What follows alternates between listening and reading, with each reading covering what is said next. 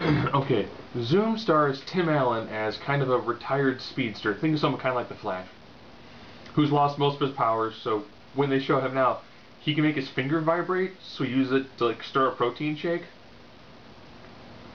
Yes, insert all the jokes you want to about a guy who's a super speedster who now pretty much can make his finger work like a blender. He is brought out of retirement to train a new crop of people at the Zenith Project to battle the new returning supervillain, who ironically was his older brother, guy known as Concussion, who essentially was thinking as like sonic bursts. Okay.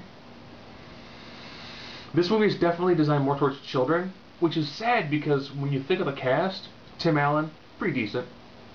I think some should have been Courtney Cox Arquette probably at the time of this movie. Chevy Chase as a scientist, who only really has one actually funny line.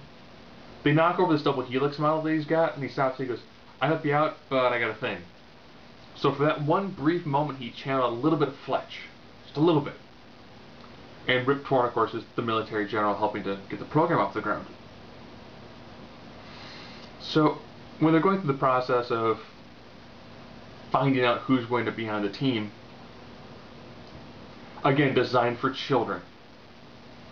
You got a girl who can blink her eyes really fast and create a small, gentle breeze.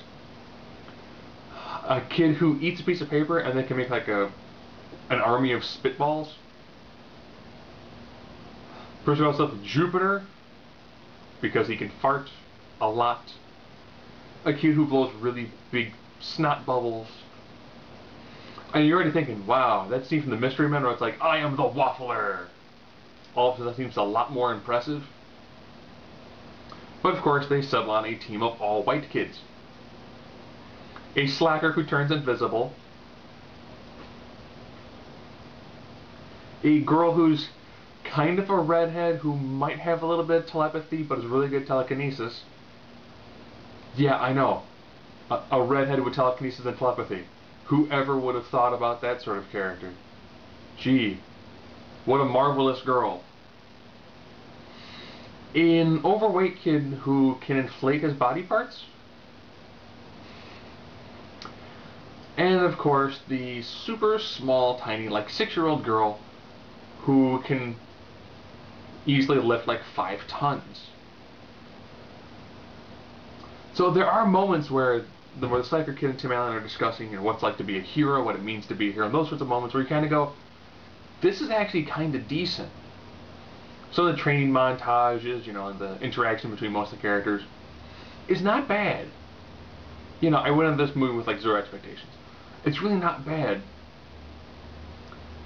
But whenever they go for the really, really slapstick comedy, like Tim Allen, of course, no Big Shot gets his powers back, and as he's running, he trips. And then he falls with all of the cartoonish sound effects you can think of. And you're kind of like, oh, that's kind of weak. Some of the jokes are really bad. The special effects are also pretty horrible for this. You almost would have thought this would have been a direct-to-DVD, and not something that actually got released in theaters. So of course they come together as a team, and they end up defeating the main bad guy. No, nothing really out of the ordinary there. It's not a bad movie. The premise is actually pretty solid. Retired superhero is brought back to train a new crop of people to face off against an older villain.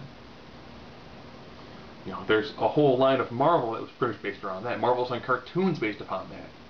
Where you take the second generation heroes, they're trained by an older mentor, and they fight a villain from the mentor's time.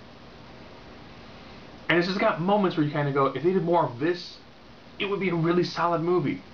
It's not bad. You can tell this was, they've got people who were in high school. You've got 2 high schoolers, a middle schooler, and like, a grade schooler. This movie was almost entirely focused more towards like a grade schooler, barely even a middle schooler. In movies kind of like this, I'd almost say Sky High is better. And Sky High also does some really kind of stupid sort of gimmicky feels to it. All in all, not a horrible movie.